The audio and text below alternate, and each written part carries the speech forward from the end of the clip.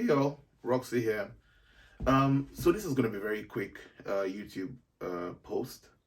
Many of you who just saw the tweet that I sent out a tweet just now, responding to somebody else. Her tweet implied that older people, when they work for you or with you, do not take instructions. They argue with you and they want to insist that they know better than you what you want and how to do what you've asked them to do. My response to her was very simple, that in Nigeria, based on my experience, this is a fundamentally female problem. And I said that from experience. As a man who has employed staff since I was 29, I got my driver when I was 29.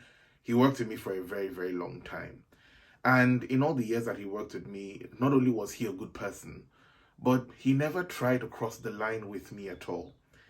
I think that first of all, the reason for that is because by nature, I am somebody who knows exactly how to do the push and pull. There's something called push and pull. When you're a generous person or you're a nice person by nature, you learn very early on that people misinterpret the niceness to mean that you're trying to give them grounds to get familiar with you, even if that's not what you were doing and you're just being nice by nature. Second of all, that familiarity always means that they want to push the envelope and the boundaries as to what you should find acceptable in their behavior. So, good example. This same driver, 5 years into driving me, suddenly decided that he was going to tell me every Monday morning what they told them in church on Sunday. He would come to work, and on the drive to work, knowing that I'm stuck with him in the car, in traffic, and then starts telling me about, asking about my weekend, and just generally I give one-handed response to say, yeah, weekend was great. How was yours? Which always gives him the opening to actually go where he wanted to go in the first place, which is, oh yeah, by the way, yesterday our prophetess said XYZ, XYZ. At first it didn't bother me, and I thought, you know what, your prophetess, good for you. If you believe that kind of thing, enjoy yourself. But then it now became, oh, our prophetess even said we should tell our bosses that this week they should blah blah. I said, so the first time it happened, I was very quiet. I didn't say anything. I didn't give the impression that I was interested in that conversation, but I also just didn't say anything because I was a bit shocked that he would deliver a message from their prophet to me. But the second time it happened, as soon as he started the whole thing, I said, you need to stop telling me things like that. If I really wanted a prophet in my life, I know where to find one. If I wanted to go to a church, I know where to find one. If I wanted to come to your church to see your prophet, I would come to your church and see your prophet. But for your prophet to be sending you messages and you coming to deliver them to me when I haven't asked you for it is inappropriate, and I do not accept it. And he says, sorry, sir, sorry, sir, sorry, sir. And that was the first and last that ever happened. As a matter of fact, that encounter alone reset the boundaries for both of us. It reestablished my authority, and it implied that I wasn't afraid of confrontation. And so, although some of the recommendations I'm going to make today apply to everyone, women in particular need to take note. And I hope that they do not sound sexist. But this problem in itself is a sexist problem.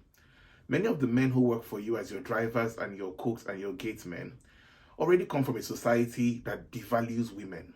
A society that tells them that men, by virtue of birth, are above women and have authority over every woman that they come across, whether or not that woman is linked to them by family or by marriage. Going against that kind of societal ideology needs to take recognition of its sexist nature, and as such, a female sexist approach to dealing with it. And here's the first thing. From the things I've noticed, one of the first things that women tend to do is overcompensate. How do they do this? Women always feel that the expectation to be a mother is something that they have to carry out for everyone that comes their way. We all love a good motherly figure. And these support staff come with the impression that just because you're a woman, you're going to be super sweet and super nice and motherly to them.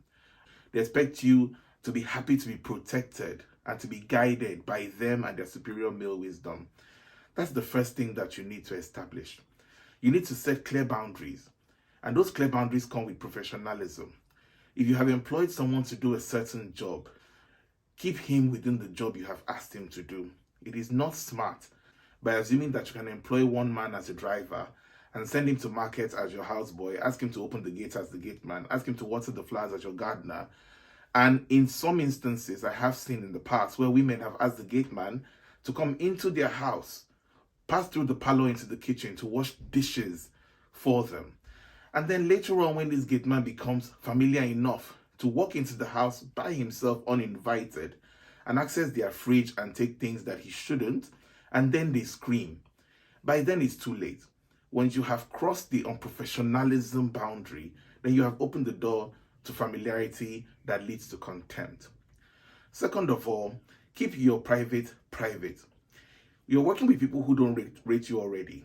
Many men, whether they want to admit it or not, assume that a woman who A, is not married, or B, even if she's married, has any form of wealth, must have derived that wealth from a man in her life, i.e. her husband or some sugar daddy somewhere. If you're a single lady and you're wealthy enough to have a driver, behind his mind most of the time is the fact that your money you're getting is not exactly clean. Therefore, if you buy into that stereotype by making phone calls with your friends where you discuss all the men in your life, where you have conversations with people in the car that imply that you are somebody of loose virtue, then you're emboldening that stereotype and he will lose all remaining respect for you. I, for one, do not discuss my private life in front of my driver. I'm very aware when he's in the car. And some conversations, I just go, okay. Other conversations, I upfront tell the caller, let me call you back. I am in the car with my driver. I make that statement so that the driver is well aware that he is the reason why I will not take private conversations in the car. And as a result, by extension, I do not expect you to eavesdrop on any conversations that I'm having and or to have a say in those conversations. Which brings me to my third point. Even where you do have private conversations, many people have a way of asking for the driver's opinion, which in my head is a no-no. Be careful to open the doors of familiarity in general. And one of the easiest ways to do that is to ask for your staff's opinion in your private life. So you've come off a call with your spouse and you're turning around to look at the driver for input. The first time he inputs it to be polite.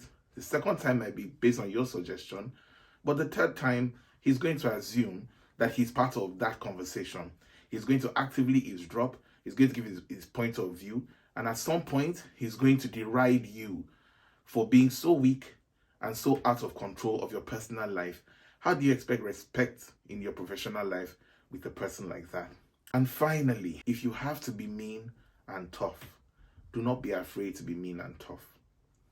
Part of the reasons why drivers do not confront fellow men is because they know that it's an even match, temperament-wise and physical-wise. In many instances, you show the driver too quickly as a woman that you're unable to take care of yourself, that you're unable to operate your car, and you're unable to take care of things when they happen.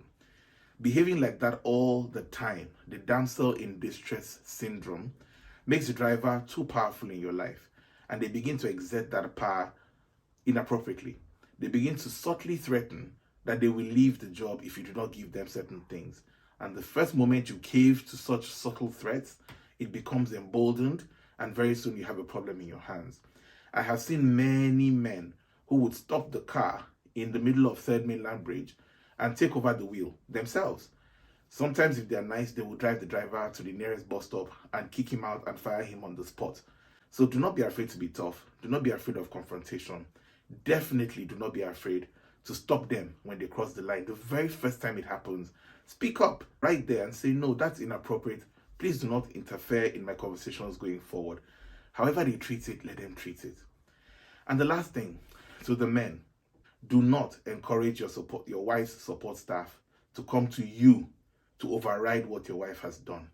Whether or not you think she had the right to do so, whether or not it was a shared resource. So if both of you share a driver and she gets home and says, I have fired the driver. Well, the driver stays fired. You must uphold the decision of each other as a couple, exactly what I expect the wife to do for you as well. But undermining the authority of your spouse means that the day that you're not there to put them back in line, to chastise them, to caution them, to fire them on her behalf, then you have taken away her power to do so. Like I said, some of the recommendations come from a point of view that the system is already stacked against you as a woman.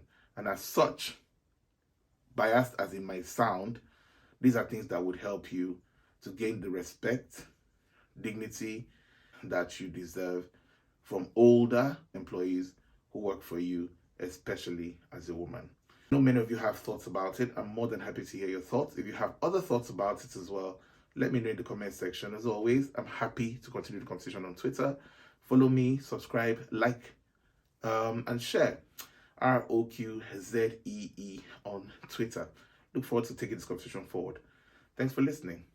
Talk to you later. Cheers.